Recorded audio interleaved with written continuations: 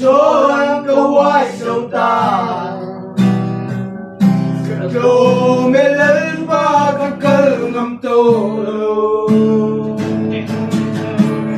mà đã cá những tuổi hoài là ý chân tiết tổ khá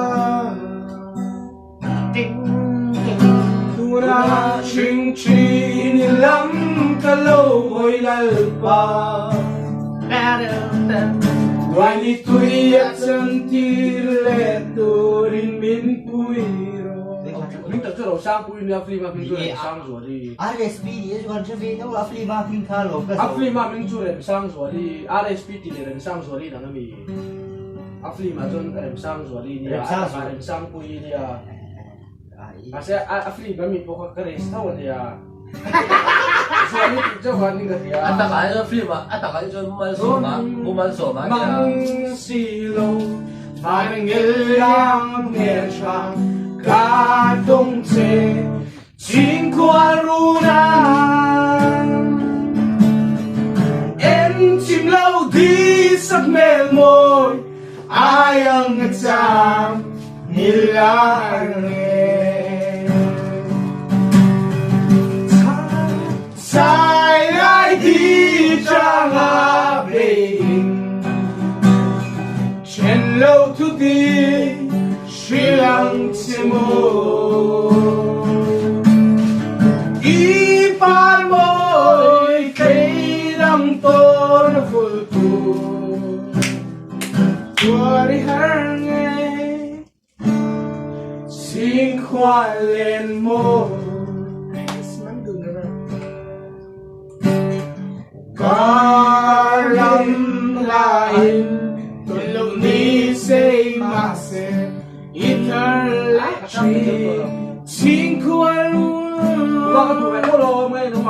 Kuari hian nem sa vang mo Ilim kamay sarih hisong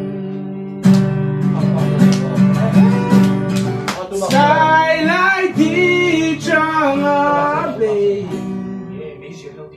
lâu cho thi chỉ làm thêm ít ba môi thấy đắng to là vô tu thua đi hơn ngày xin qua lên xin mẹ mua telephone buông để cả anh kia ra Sunar te kangai sampui kandungo maniku Rengun po sorigan suang kiat po paligan suang Soram intilbi sugang se Sangin soram kan ngai bongo Ngai bia tuin lan pabrongo Để cậu không cần cái nào kìa. Giờ đến chút là bụi anh ngồi Lina soram mangai ber pelena kolosi ngaya sua. Then walung tuk sante, anrang ya liminan le, leve ungo kamraga.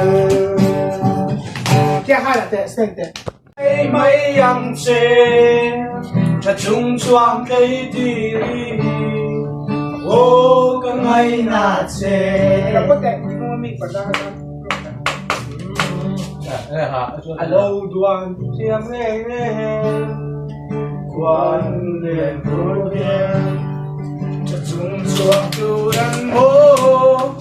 Cam sâu trắng đua mà. Cái mà như này.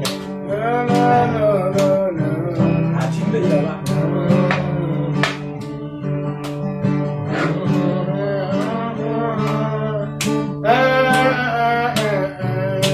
Anh liền đó.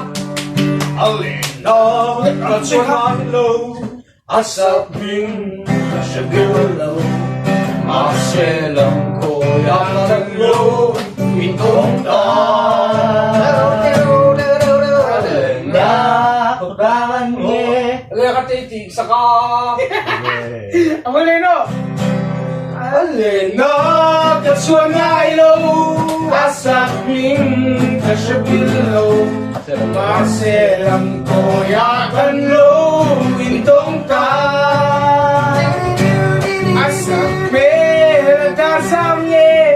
Asun sam solai tige Tilaya shua suyang min kuartu is Masemo ketan suarin lunglena Suamay ko asang min merse bilo maira Eksekupe Tong leyan kamonemo Solam tuang aliata e Suy tung lên Tụi mẹ cho chiến khoa lên môi Liễu mở xe Sa lông thấy chú Chỉ bị tha Anh rân xuống lù Thế chẳng sẽ À xuống nô hi Hẳn suy Anh lên na Khổ kháng anh mô Ni rê rê Sang hoa mê Tuần lê ni lê Sê mô Kai Mà sê mô Các xuôi Lung lê na Xuôi mây khôi Sạc minh Bê Sê bin lâu Mà ý la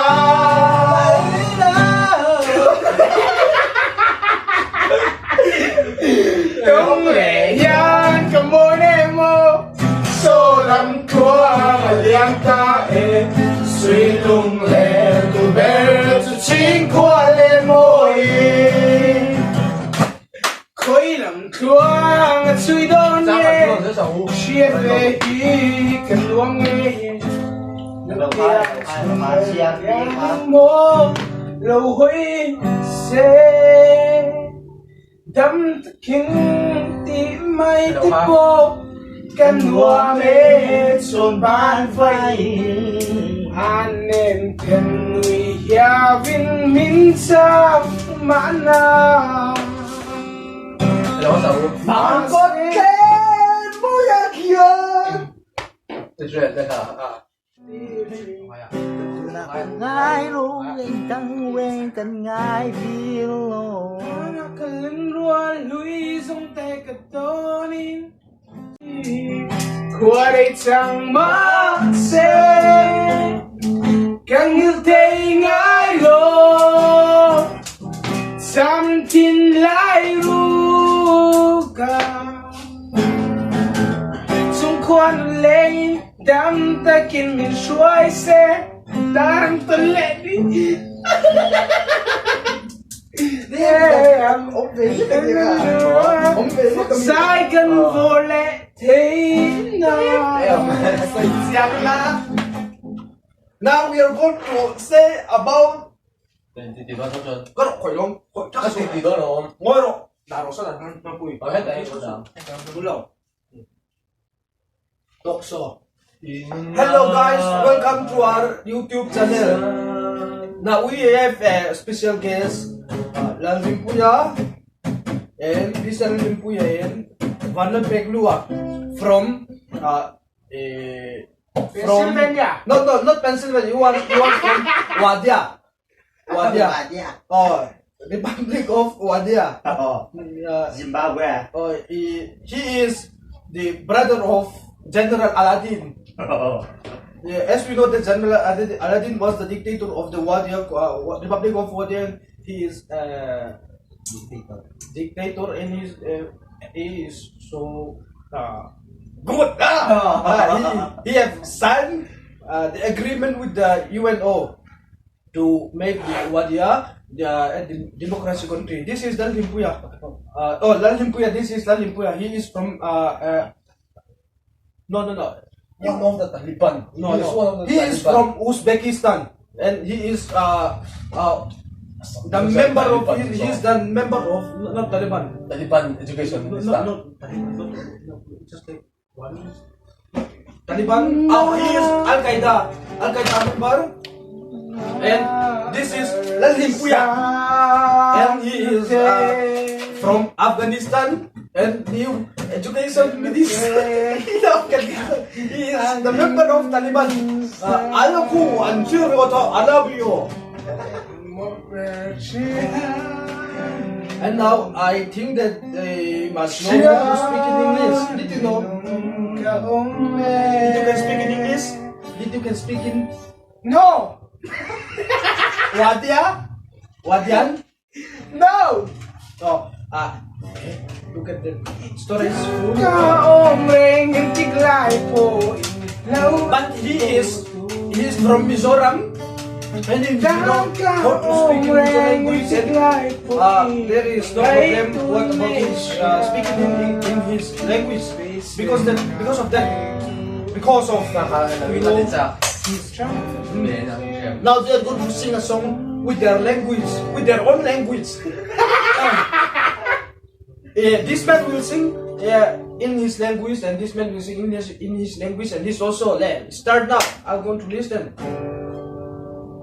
What song? Whatever. Any song. Cheerleader means in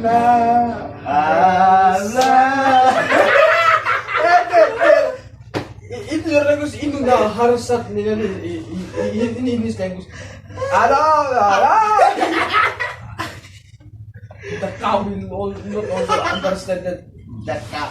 Oh, the cow cannot speak.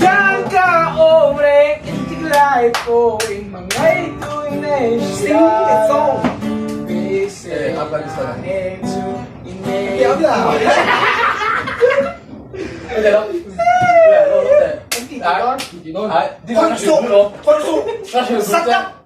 Shut your fucking mouth, you little bitch!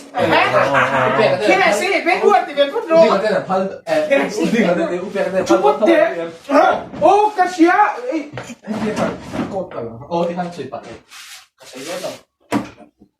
Hey, Camila, hai rêu cái sao từ chỗ để cả là đó, để ở chỗ